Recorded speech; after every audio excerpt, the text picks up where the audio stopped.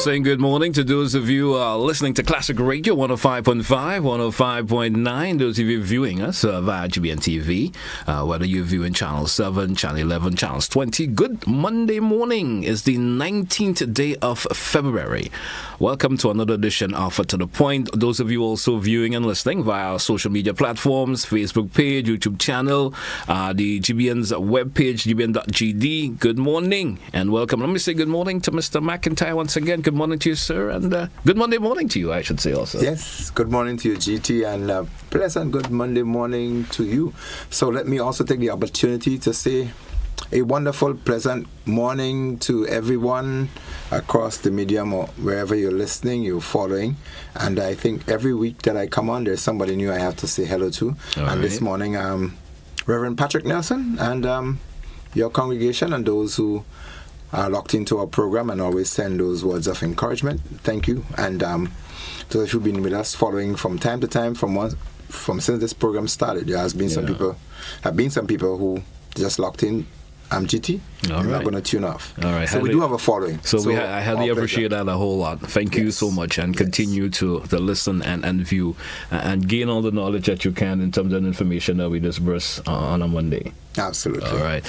But once again, so tell me, Sylvan, what's been going on this week? I must admit that I have been a little bit off in terms of what's been taking place this week. So I'm probably going to leave it up to you to lead on it this morning. No problem. I've been a little off. Something taken up with so many things that I've lost track. I am abreast of certain things, but let's see where you lead and see if I can follow. Yes, absolutely. So I think it's part of my responsibility because I'm in risk reduction. Yes. I am technically a social scientist. I follow the issues that happen socially within our society. And then by reason of my responsibility, I look at risk and safety. So obviously, things will happen around me. When you are within a certain field, you don't generate things, but it just seems as though they fall to your attention. Something's going to happen. Yes, of course. So as we look through the week past, one of the stories that I paid close attention to was that the fire victim down in the south of the island. There was some things that I want to be able to speak on that, and we followed it, and it's unfortunate that some people choose a particular position when emergencies happen. So we're going to chime in and say as actually how some of these things should happen. Yeah. In addition, we came through the warnings and alert phases for Kikem Jenny. Yes. It has gotten back to the point where we should no longer be very antsy, but we should still be conscious of its existence. And I want to use this opportunity as well to commend NADMA and the Seismic Research Unit, or not just a unit, but a center now at the St. Augustine, Trinidad. They've done a fantastic job in terms of the monitoring and keeping us posted with the information. And I think the ability to keep us calm and not to get over excited and anxious is also critical. Following on that, there is never a dull moment. We've had the situation with the oil spill in Tobago. Yeah. That too has created some concern. I've had a few calls from Grenadians and asking about my information and my technical input as to how we can deal with that, and what is Grenada's position and what kind of a threat it poses to Grenada.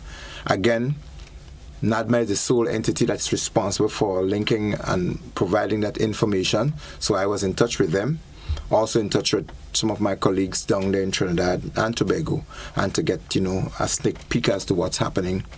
And again, NADMA did send out a release saying that it is of no direct threat at this moment to us, which is also encouraging.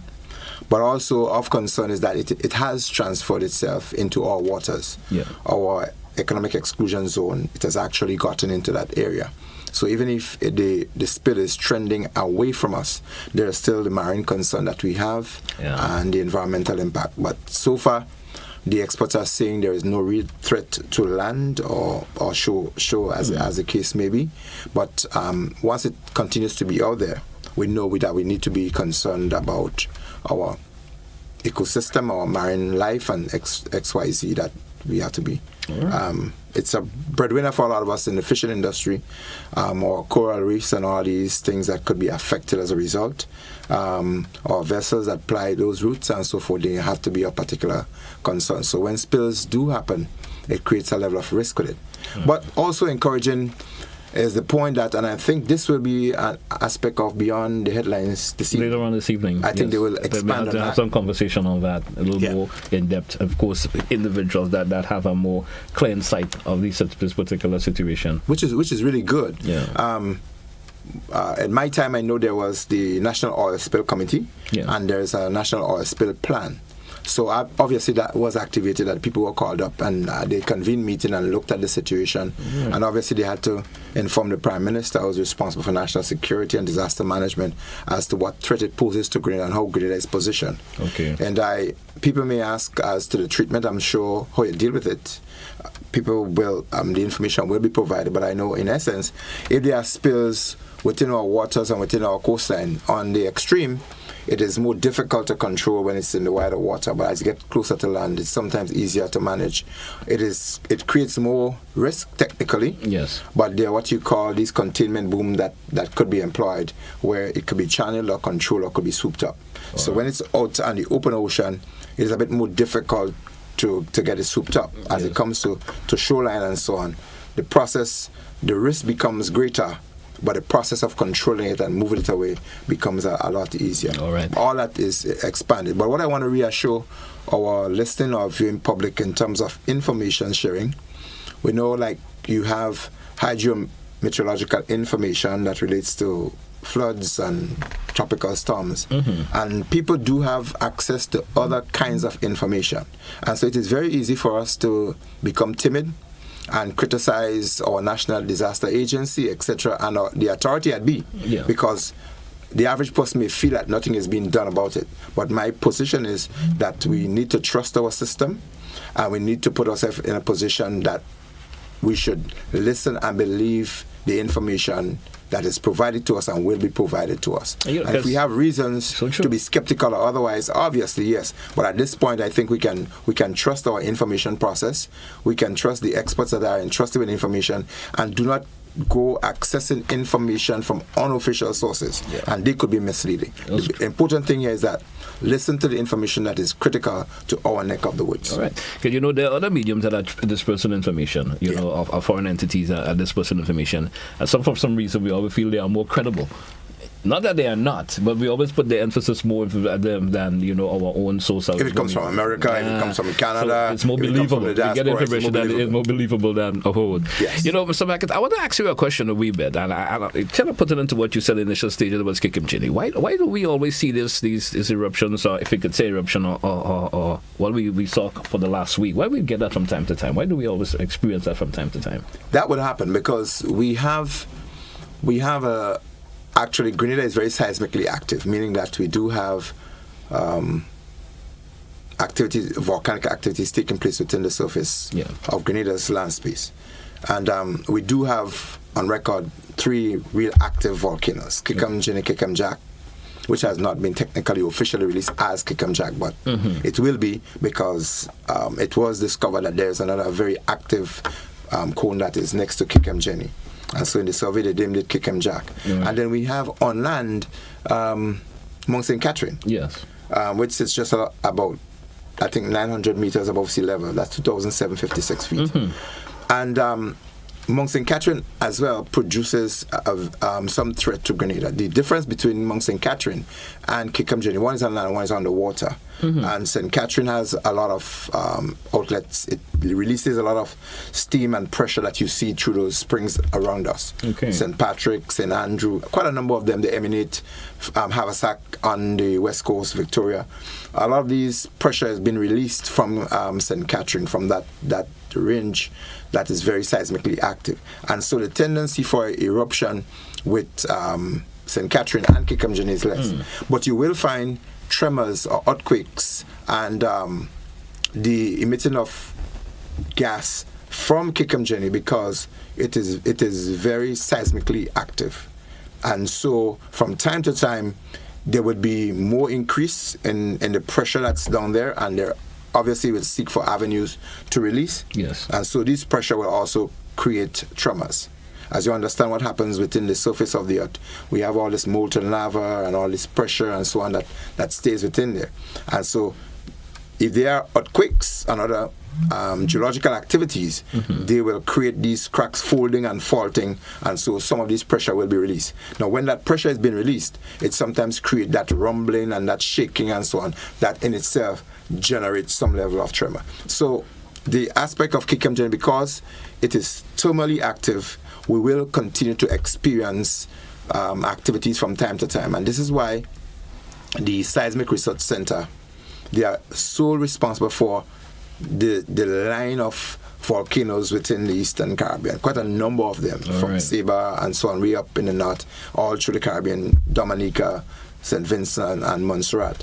They provide that level of support. So there are instruments that they have positioned on St. Catherine. Yes. Some of the rocks and islands around Kikem Jenny, like, for instance, I think is the Diamond Rock and so forth. I mentioned some of the instruments that have been used, like hydrophones that gives you the song, and you have tide gauge that gives you the level of the tide and so forth, and you have seismometers that gives you the activities within there that says whether or not you're having earthquakes or otherwise. So yes, it will continue to happen because Kikem Jenny is not dormant. It is a very live and active volcano. For some time to time we'll experience it. But as I continue to say that we must trust our system, and they are building on it. NADMA did indicate that they have had new instrument placed on it that have been monitored so that it can give us warnings. Similar to what I experienced in St. Vincent when the volcano erupted. Yeah. Prior to its eruption, they discovered that there were increased activities, and they discovered that because they had instruments on it. And just before it erupted, I think they put in, I think there was about $500,000 worth of instruments that they put in weeks before it exploded. All right. And those went up. And you saw the benefits of technology, and we saw the benefits of technology. Absolutely. And that technology really played out, and it saved thousands of lives in St. Vincent. It's the instruments that we relied on that gave us the information that we were able to give the authority the one-off. Yes. And this is why that evacuation process, I think it's something that should be written in our history. Yeah. As one of the success stories in one of the islands of the Caribbean that we've had. Yeah. I mean, a lot of kudos to Dr. Robinson and others along there, Stacey and others with the information process. Kudos to them because it really, really worked in the interest of St. Vincent and the Grenadines. And our disaster coordinator, Michelle Forbes, and others who worked with the committee, similar to what we have here in Grenada. My point is, we have to trust our system, and we must be able to give the support. But, on the other hand, authorities, administrations, government, they need to pump more resources into early warning systems to give our general public the assurance that we could be safe, we are safer, and they are confident, they are equipped, and they are capable of handling emergencies. Albeit, when something happened, there will always be a different way people will see that it could have happened. Right. But we must be able to always invest in ensuring that the safety mechanisms, which early warning system happen to be part of, that they're always up to date, they're current, and they're usable when required. Right. We know that at times when things has happened. I remember one time there was a serious earthquake in Asia. They generated tsunamis. Yeah. Even the Sumatra tsunami, I think it was in 2005, thereabout. Yes. One of the things that came out of it were the instruments that were positioned. You know what happened? They were not working. Oh boy. They were not well maintained. And so the early warning that people should have had or should have received, they could not have gotten it because the maintenance process, and it is also a cue for us in Grenada, that when we put instruments and things out there, we must ensure that they are working and there's a maintenance process. I remember doing tampering of it also. You know, sometimes folks say I'm tampering with those instruments from time to time. You know, causes problems. Yes, and in addition to that, simulation exercises and drill to bring out the reality is also critical. I recall one time we conducted a drill at one of a very prominent place where people traverse, number of people on a daily basis. And when we mounted the warning system, it went up in smoke. Yeah. Because it was not used, it was not maintained, it was not checked for a period of time. Maybe it could have just chosen to be faulty at that time. Yeah. But our information revealed then that the maintenance process was not well handled. And so if there was a real situation, See what could have got. The impact of that could have been very bad. And that's the importance of ensuring you're understanding instruments, and you have drills and exercises. Revise your plans to make sure they are working. How concerned should we be in terms of climate change making a serious impact in terms of what we've seen around the world today, and even in our little neck of the woods in the Caribbean, in terms of volcanoes acting up and so forth? How is climate change playing a role in that? Yeah. So we mentioned before that he that is not subject to change is ignorant of life, because change is a process of life, and change is the thing that will happen. You will agree with it. And that goes and that also goes for climate change, because it is really evident among us. Mm-hmm. It is vivid, in my opinion. It is very clear that things are not the same as they used to be. Yeah. Our water sources, they are depleting because you have excess evaporation and maybe more consumption. Yes. We are feeling the heat a bit more, and there are quite a number of reasons why that is happening, and so on. We are seeing right now the tidal action that we are experiencing. That's something that we used to experience late November, December. There was always high seas. Yes. Now we're at the back end of February, and we're having the sea battering our coastlines. In the dry season, sometimes you do have the tide receding quite a bit. As it goes into Easter, I remember when we walk along the coastlines, you will walk far out and pull sea cat and sea eggs and these things, because the sea would recede quite a bit. There'll be low tides quite a bit around those times. So we've seen that level of change. As you examine our carénage and these places, you would see that the sea level comes up and rolls over into the sea pretty often. Over into the street. All times of the year. All times of the year. Yeah. And that's the reality. And what that is saying to us, that we have to be on our game, we have to be ahead of the game, so that we can create the systems that will forewarn people. And we should create the mechanisms, the safety nets and the buffers for the more vulnerable. And as I speak of safety nets and instruments, recently I saw tsunami signs in and around St. George. Yes. It is an expansion of the model project that happened in Carriacou and Petit Martinique a couple of years ago, and the intent is to have Grenada tsunami ready. In terms of if you have that sudden increase in sea level rise, and when you have the ocean just behaving boisterous, or even more than just boisterous, it creates that supersonic speed that comes in and would take people away.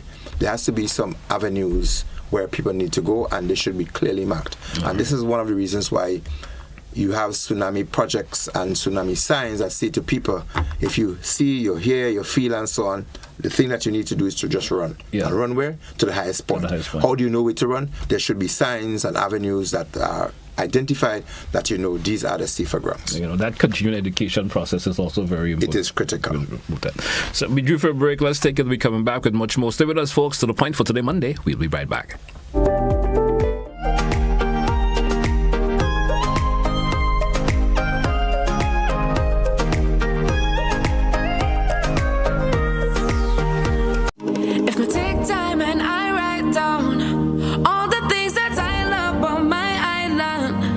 As we celebrate our 50th anniversary of independence, let's not only put up the colors of our flag, but do deeds that show how much we care about our country. Yeah, nation flags always fly high and always remain united and free. From the St. George's Service Center of the National Lotteries Authority. Happy 50th anniversary of independence, Grenada. We've grown, how far we've run. 50 years we strong and more to come.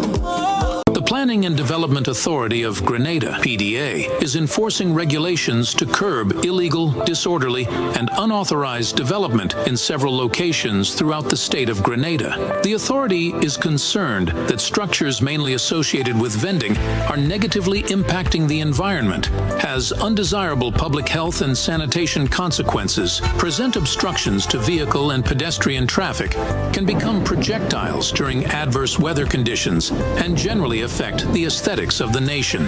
The PDA will work along with stakeholder ministries and institutions to effect the demolition, removal, and disposal of structures which fall in the category of illegal and disorderly development, commencing January 2024. In this regard, persons who vend in or occupy such illegal structures are advised to secure their personal belongings and have the structures removed ahead of the planned PDA demolition operations.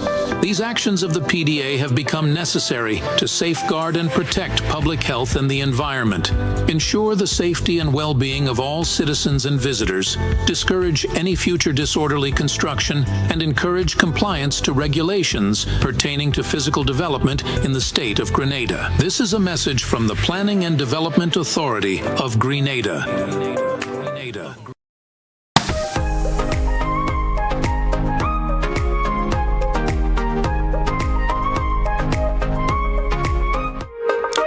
Welcome back, listeners. Welcome back, viewers, to The Point for today, Monday, the 19th day of February. With me this morning is Mr. Sylvan Intyre.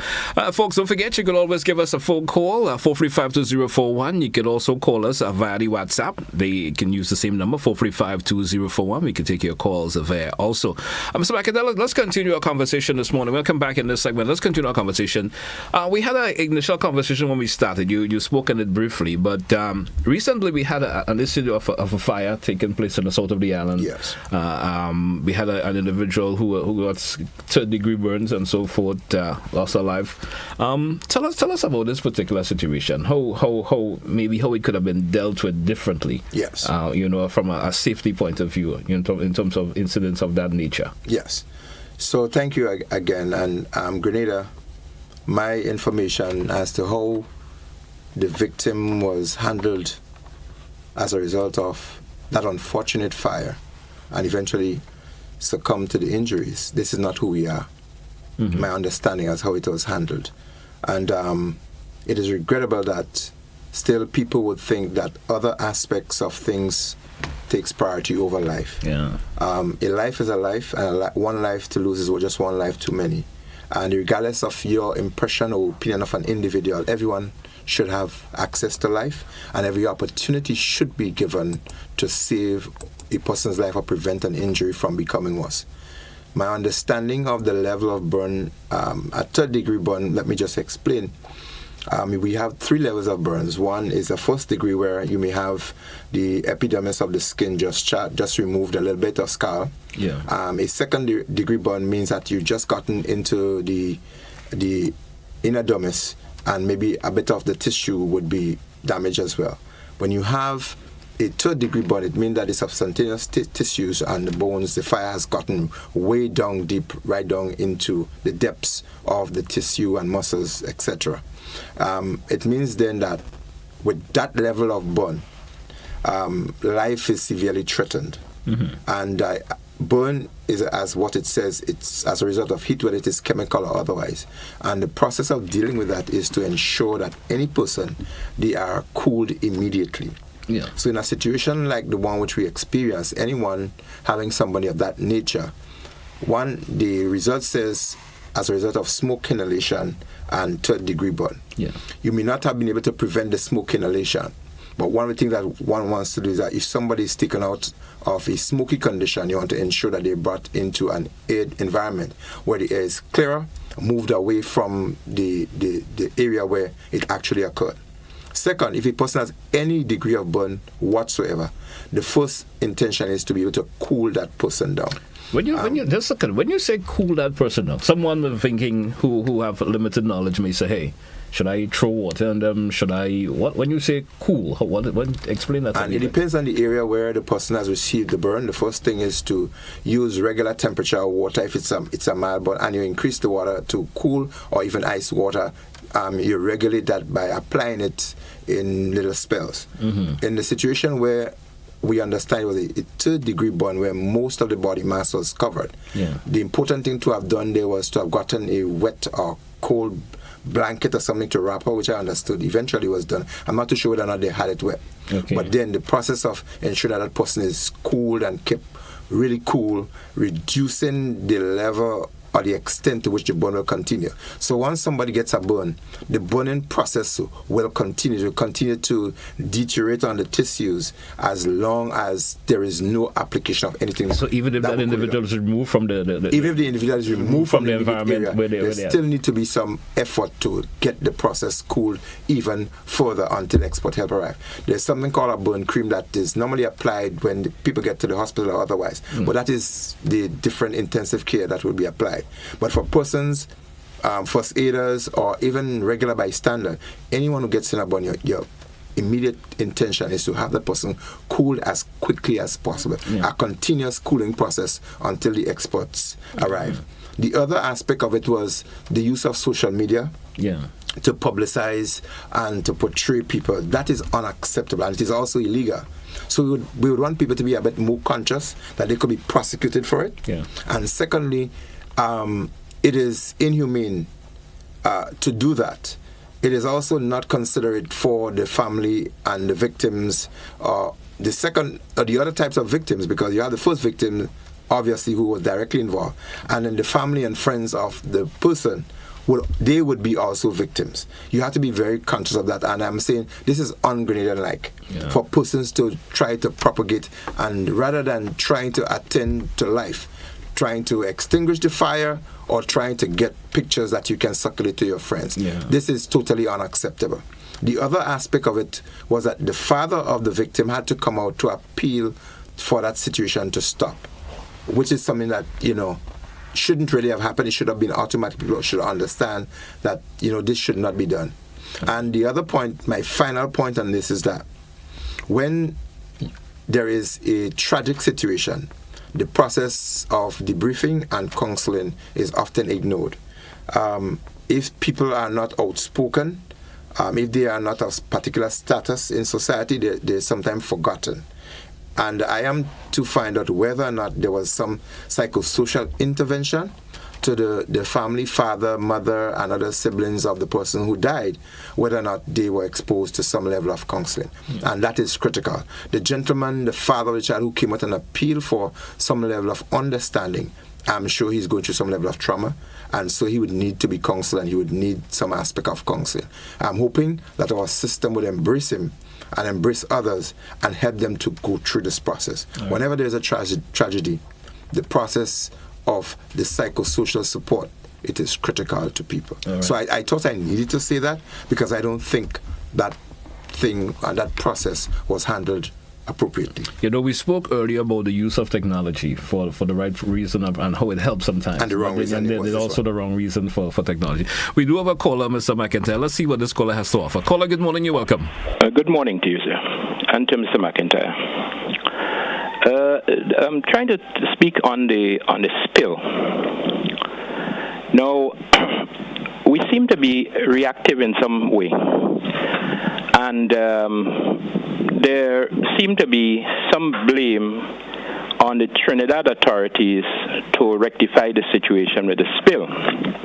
Now, what I find is that do we have any treaty with Trinidad or any arrangement with such a situation? You see, we need answers, less speculation, and we need more answers than speculation. Do we as a nation have any? Because you see, we're throwing up our hands in the air, hoping that oil would not get to Grenada. But that could be a fallacy for us. So, do we have any arrangement with Trinidad? Because Trinidad seems to be the closest neighbors to us in terms of dealing with oil. Venezuela is still a little further off, and Guyana is a little further off. Do we have any arrangements to protect our maritime boundaries? What do we have in place? More than just talk. Thank you very much. Thank you, caller. Thank you so much for your contribution this morning. Thank you, caller, for this question. I am not representing the experts on this situation. I know this will be expanded on beyond the headline this evening. So I would ask that this caller tune in this evening. But I can forward that question. That question to them. But I know from my previous engagement in the field that there is the International Maritime Organization, and there's the arrangements and so forth with the disaster organizations of the Eastern or of the Caribbean in particular that would collaborate and cooperate when there is something that may affect countries beyond. Right. So there's a system in place for that, but that will be further expanded. I know my colleague, Mr. Joseph and Mr. Belma at the Grenada Ports Authority, they would be able to expand on that later on in the program. All right. So. Let's take another caller. Caller, good morning. You're welcome. Yes, Mr. Telesford, good morning. Greetings and to Mr. McIntyre there. Good morning. Mr. McIntyre, no, I didn't dream. I am compiling some documentation and so on. In recent times, I started, and your name is forms part of it, I was recalling because I intend to submit to the United Nations Committee on Persons with Disabilities the abuses that were meted out to me by the Royal Grenada Police Force over the years since I returned there. And there was a particular case, you were the chief of the CRD, I think it's Community Relations Department. Yes, and your name got mentioned, so I'm just giving you a little notice there. All within the truth, Mr. McIntyre. Anyway, now to the meat of the matter. I understand clearly that you're not representing the authorities here. But you deal with matters related to traffic and other words. Let me tell you, it's been a long time I haven't been to St. George. It's in the 27th of December, as a matter of fact. But I have to return very soon to do some business that no one else can do for me. I'd like to get some advice from you, Mr. McIntyre. Can you tell me exactly where the official traffic lights are within the town of St. George? And if at all there are services there for people with visual impairment. Am I clear on my question, sir? Absolutely clear. Thank you very much. Have a nice day, will you? All right. Let's get some response to the caller if you can, sir. Yeah, I'm aware, and as you rightly said, I do not represent the authority on the traffic department or any of the topics that we mentioned. Yeah. But I know we do have traffic lights at the Scott Street, Church Street, and Hobart Blaze Street.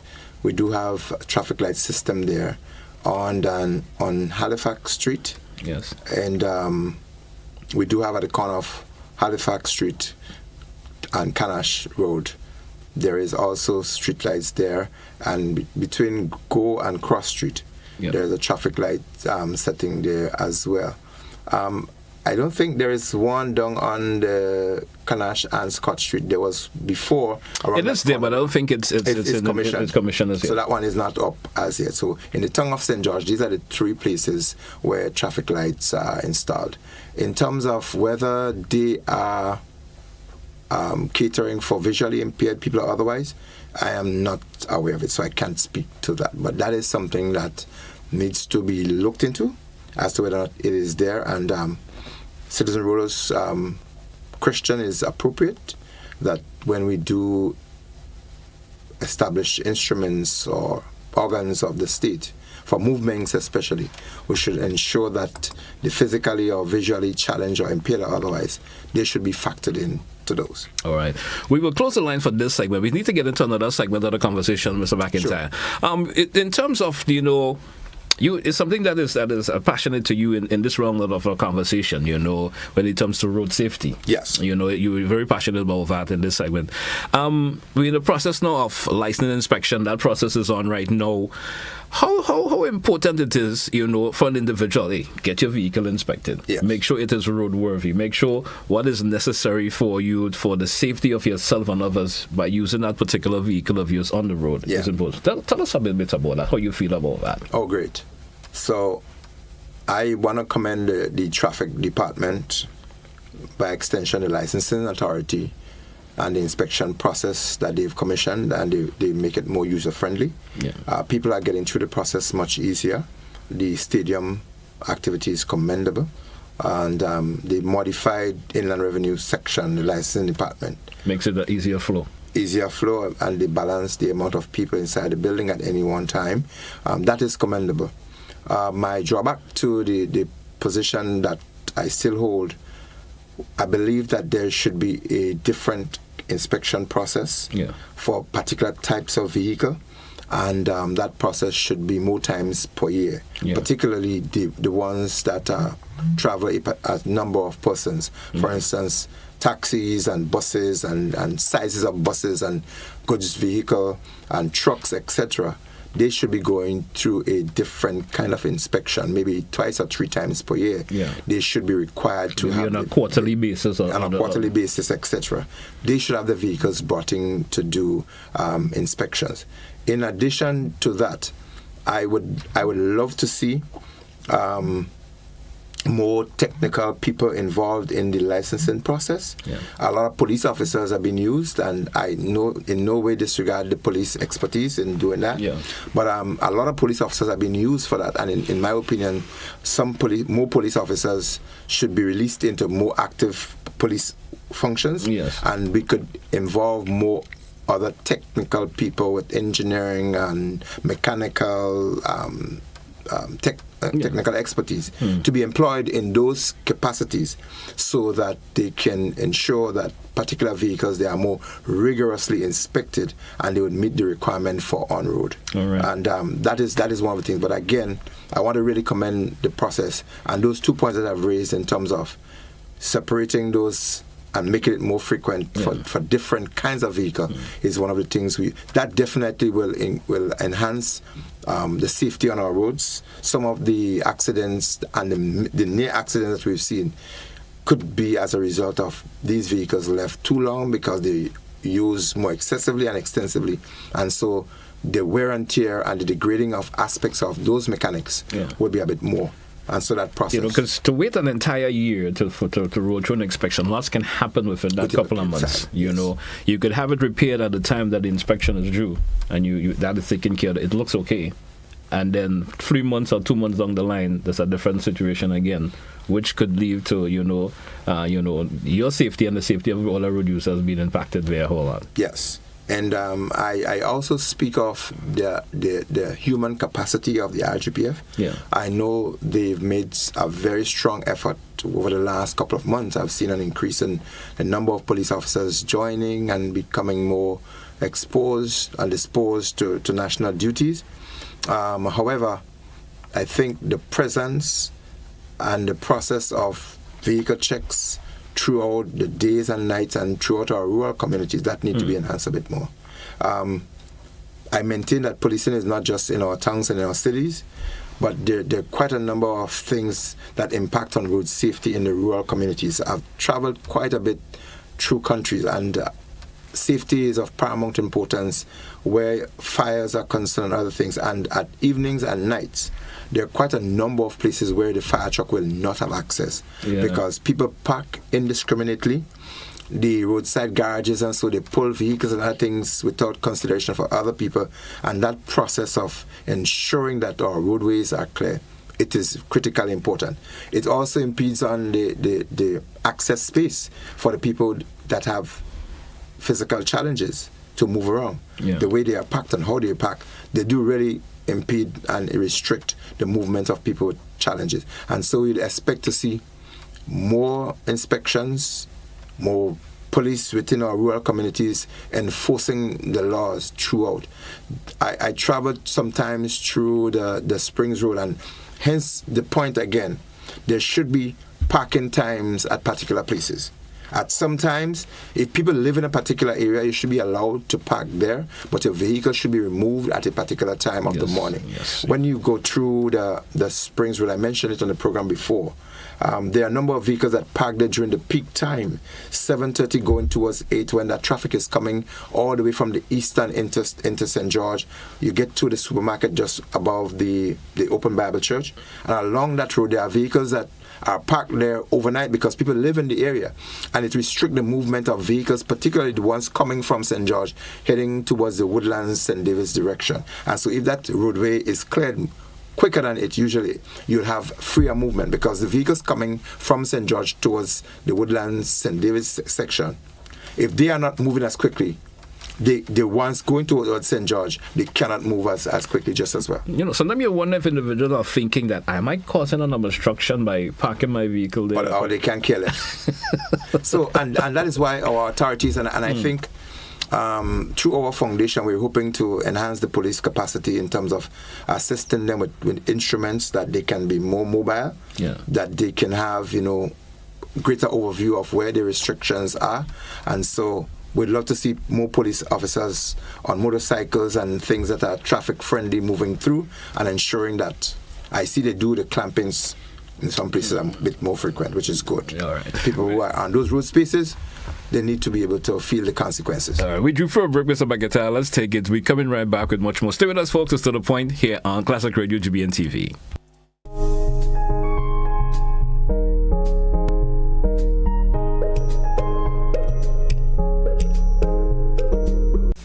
I want to control your anger. There's a way to feel better. That's one thing to remember. No matter where you are, you can be a star. Stop and take a deep breath and relax yourself. Take another deep breath and relax it, and relax it. Eliminate violence.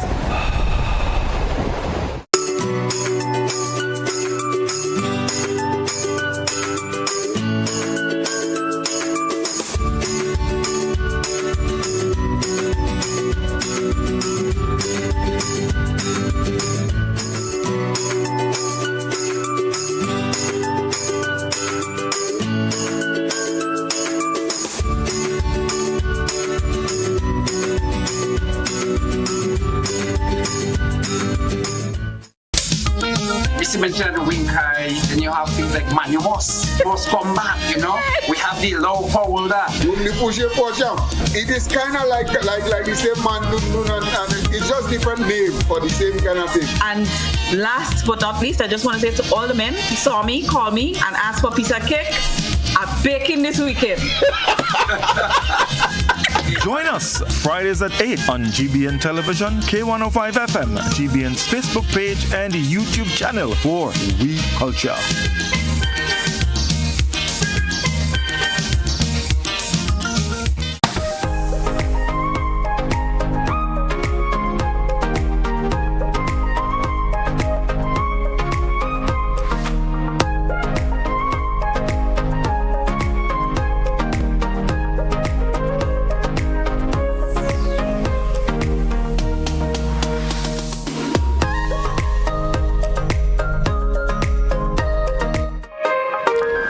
Welcome back, listeners. Welcome back, viewers. To The Point here on Classic Radio GBN TV. Welcome back, Mr. McIntyre. I see someone's trying to get into it. Let's see this call. Let's see what they have to offer. They've been trying to get in for a wee bit, and then we continue with our conversation. Caller, good morning and welcome. Yes, good morning to the GT, and have a good day. Good morning to Mr. McIntyre. Let me say to Mr. McIntyre, I'm making a request. With an interest with a span of interest, sir, could you do some inquiries into that laser machine at the General Hospital Eye Clinic, so we can determine once and for all what is the status of that area, because so much backlog in that area that the machine is urgently needed. So could you do some inquiries so we could actually bring some closure to that matter? Thank you, sir. All right, let's move on. Mr. McIntyre, our conversation in this next segment I want to talk about. We know the 2024 sports season is coming up. Yes. Lots of youngsters are preparing in the training process and so forth for the athletic season that are coming up. Safety is pivotal, especially with sporting activities coming around. Yes. Tell us some advice you may want to throw to parents, the coaches, even though they may have their own knowledge of the safety procedures that they may have to follow. Yeah. But there's always something that they miss, because I know of individuals who have gained injuries, especially youngsters gain injuries in sporting activities because of that forceful nature sometimes in which they are told to participate. Mm-hmm. You understand? Throw some advice to us in this process. So that is part of the conversation we definitely need to have, and we probably may not have enough time to expand on it. Yeah. And there are some things that we are going to repeat in our program, and people may say, well, I've heard it before. Yeah. But every time you come in and you hear something before, there's somebody new that did not hear it. Yeah. So the point on safety issues within the sporting, the sport term. Yeah. That is critical. There are a number of sporting events that are called, and the absence of responders is of concern. Yeah. And I mentioned before that it should become a principle, if not a law, that any sports meet or any number of persons who are going to be gathered for a particular reason, there needs to be persons who are trained in first aid or in first response, so that they can, if it's not directly from the hospital, from our medical institutions or from other entities who are so authorized to do so.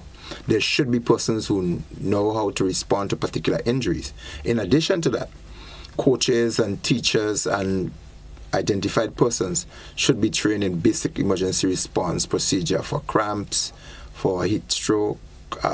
You may have heat exhaustion. You may have people that may have chronic conditions, asthma, and other strains and sprains that they may have. Yeah. There should be that basic repeat training. As a matter of fact, it should be institutionalized in such a way that even if people are certified, but every year prior to the sporting events, there should be a revision, a repeat of a bit of a refresher the process. Yes. A refresher as to what people should do and to expect that. As parents, you need to ensure that if your child is going to be an athlete, or as a matter of fact, physical activity becomes part of the school curriculum. It will happen. You need to ensure that your children are properly hydrated, that you encourage them to use water at home, and you encourage them to get water from the school, or you put water in their bag so that they can go with it. In addition to that, the diet is critical. The excessive use of oils and those fast created foods and so on will not be helpful to children and students who are particularly very physically involved. It does create some level of challenge to them. Their breathing processes can be affected, and so you need to be mindful of that to ensure that fresh fruits and vegetables and home-cooked food is technically always the best that you want to do. In homes, schools, and institutions that are involved in physical activity, apart from having people trained in first aid, there should be someone who is tasked with the responsibility of ensuring that there is a station and there is a first aid kit or kits so that they can have access to the instruments. And not just have a first aid kit and have medical supplies, but in addition to that, you must ensure that they're not expired. A lot of the times, kits are created, there's medical rooms and sick bays and so on, and when an inspection is carried out, or sometimes there is no inspection, but an emergency occurs, and somebody just goes in, pulls something, and wants to give somebody's child, you could create some problem that could be fatal. So we would want to insist and direct that schools and institutions, you must have people trained, you must have a system of responding to emergencies when you're staging an event, and you must ensure that supplies are readily available and they are up to date. All right. We do have a caller, Mr. McIntyre. Let's take this caller and then we come back with some more. Caller, good morning. You're welcome. Good morning, sir. How you doing? Not too bad. Not too bad at all. Good morning, Mr. McIntyre. How you doing? I am fine. There was an issue right now with sand mining, right? And we had an argument yesterday that a house that is built with sand from the seaside, should the value go up or the value go down? Because most people take loans and build houses, and the builder would go and use sea sand to build a house. So, Mr. McIntyre, you believe that the house still have the value, when you deal with sea sand, but the value should drop because the material is substantial. All right, caller. Thank you so much. I don't know if you want to answer. Subject to my limited engineering knowledge and disaster risk, we've built with sea sand for many, many years. There's absolutely nothing wrong in building with sea sand, but there has to be a process. With sea sand and the land sand in Guyana, the sand that we draw from Guyana it comes from not of the seacoast. Yeah. The Guyana sand, you can get it as far as into the forest as deep as possible. Yeah. So they're not just exposed to the salt and so forth. What happens with the use of sea sand? Well, as a matter of fact, I don't know anybody should be considering the use of sea sand now because it is legal to take sand from our beaches anyway. But in the past, if sea sand had to be, there's a process called bleaching. Yes. So when it is taken, it should be brought out, left for a period of time. It goes through the process of being exposed to the sun, washed with water, so that the salty components from it goes out as far as possible. What this does, it adds to the integrity of the rebars or the steel that has been placed. The salt in it would definitely cause it to rust quicker. So if you do not use it, you have greater integrity. But in terms of the value, that is not left up to me to create the value for that. But in terms of the integrity, I understand that the less of that you use, the stronger your structure is likely to be. Okay. Let's take another caller. Caller, good morning. You're welcome. Good morning. I was wondering if I could have asked the host about the sidewalk vendors. Yes? Is that part of the topic we could ask him? Well, that's not really along the conversation we're having this morning. On safety? Is it anything to do with safety in it, in particular? Well, yes, it's about consumer safety. Yes, it's about consumer safety, and also too, the sidewalk vendors were removed and they come back. So we have the safety of they're impeding customers and pedestrians. But what I was wondering, are they regulated for consumer protection with the products they sell? Because a lot of them show up, no permit, no name, we don't know who they are, selling all kinds of things from fruit, produce, to things they cook. And if you get a bad product, you have no recourse. Where is the consumer protection of the vendors on the sidewalk? Because I bought a pack of farine the other day, one Saturday from one, and when I reached home, it was full of big, hard lumps, every bite. I had to throw it out. Luckily, I asked for the number in case I wanted more. But when I called him and I say this thing have a lot of lumps in it, he tell me he not giving me back my money. That is how the firing come. So the sidewalk vendors, we have to look out for the health and safety and protection of the consumers that they are selling their products to. We need to have a name, a number, a permit, somebody to go back to. So yes, this has to do with the health and safety of the consumers buying these products from people on the street, but also them being there with their umbrellas and their basket and their thing. That is also a health and safety issue too. We need to keep them off the street. Thank you, caller. Thank you so much for your contribution this morning. So, GT, that the caller's observation is on point. It is not for me to really comment on, but I think the caller's point, she's made all the point that should be made really where that is concerned. Yes. And we hope that the relevant authority would listen to it. It's a genuine concern, and it is something that I cannot comment on, but it's understandable from the direction that she's going. That definitely. Let's entertain another caller. Caller, good morning. You're welcome. Good morning, Mr. Intyre, and good morning to you. Do we still have bus stops? The bus stopping anywhere, anytime, with no signal, nothing. Now on Grenland's Road, they're making a 3-bus lane. They're coming down in the middle, and people have to ease them up to go in to avoid accident. Right? Number one. And number two, the license, the government should change the licensing system. People have to learn to drive and stick if they want certain license. And no vehicles now are common stick. So what sense it make? Mr. McIntyre, you as an old police insider, they should using some of our to do some work still. I mean, don't want to retire, but they should using some of our the government should be using some of our to train people, because some of them young police they promote, they don't know nothing. So they need some old police still, and so on. So that's my contribution so far. Thank you, caller. Thank you so much. So let me take this opportunity to say a pleasant hi to Sergeant Noel, Sergeant McLean, and the others at the Community Relations Department. And I know they're locked in, they're listening to this program. Yes. And some of the concerns of the callers, they do take them to aspects where they can be addressed. So the aspects of those kinds of safety, I'm absolutely sure that the police, they will be looking into it. And just a question from someone via the WhatsApp, and it relates to when we were talking about volcanoes. I'm not sure how relevant that's going to be, but they're saying, is there any connection to St. David's, any of the volcanoes? Someone is asking that question. That's a good question. In terms of the last hazard mapping that was done where volcanoes and volcano activities are done, St. David's happened to be one of the lesser areas where any signs within the red, the orange, and the yellow, green sections. St. David's happened to be a lot of green. There's limited seismic activities registered for the area of St. David's. Okay. It doesn't mean that it is all for St. David's to boast that we are safe from everything else, but in terms of the hazard mapping, St. David's has a lot more safer areas than the other eyes, because there's less discovered seismic activities or the existence of volcanoes or sulfur springs and everything in that area. All right. Let's entertain another caller. Caller, good morning. You're welcome.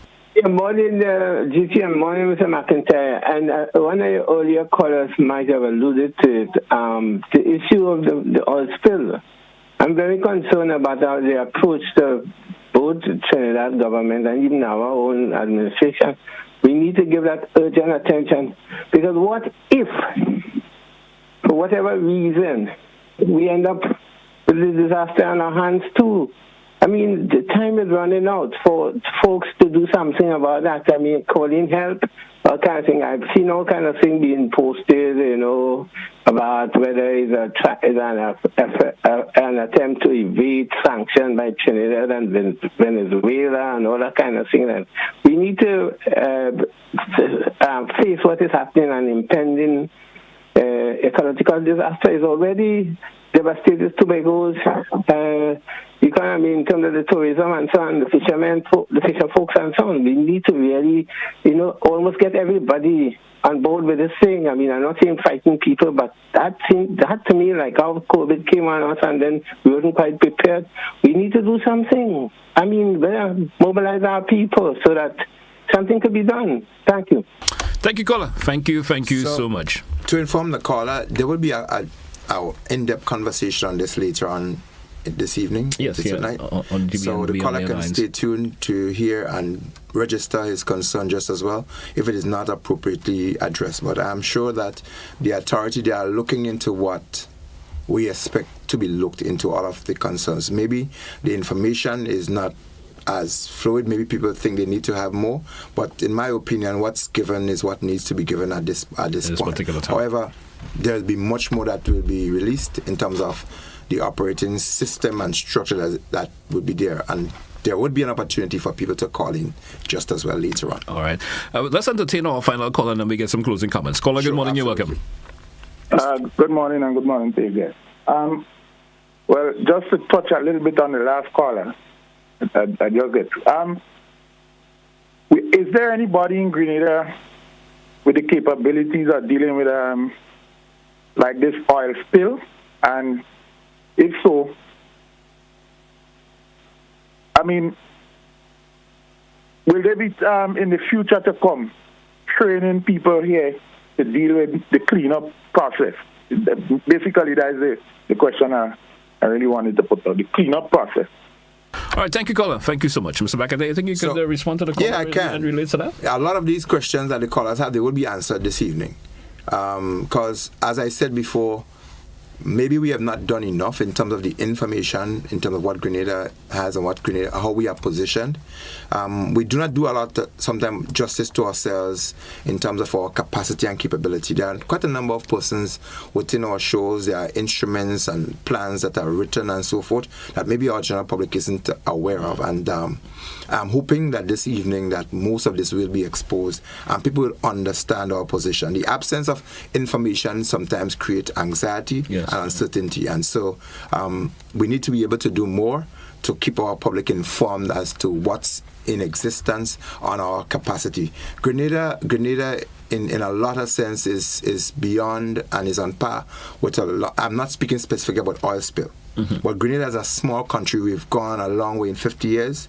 We have a long way to go. And maybe it's time for us to not, in that word, make a boast of our capacity and our capabilities, but we do have a lot of expertise that are within this small island of ours. And it's an aspect, it's a point of maybe putting them appropriately positioned to perform those functions and let our public know that this is who we have, where we have it, and our capacity. And if we are lacking, again, the knowledge of the man on the street, the information of the man on the street is critically important. So when we bring information there, we engage people, they are able to give good recommendations that particular position may not be readily available. All right. Mr. McIntyre, we spent a lot of time this morning. We spoke about the oil spill, the safety aspect of it also. We spoke about the licensing inspection, the safety aspect of it, because it's always important. The health safety plays the role in terms of our everyday way of life. Yeah. We spoke about the sporting activities, the safety factors that should all be relevant in terms of when sporting activity takes place.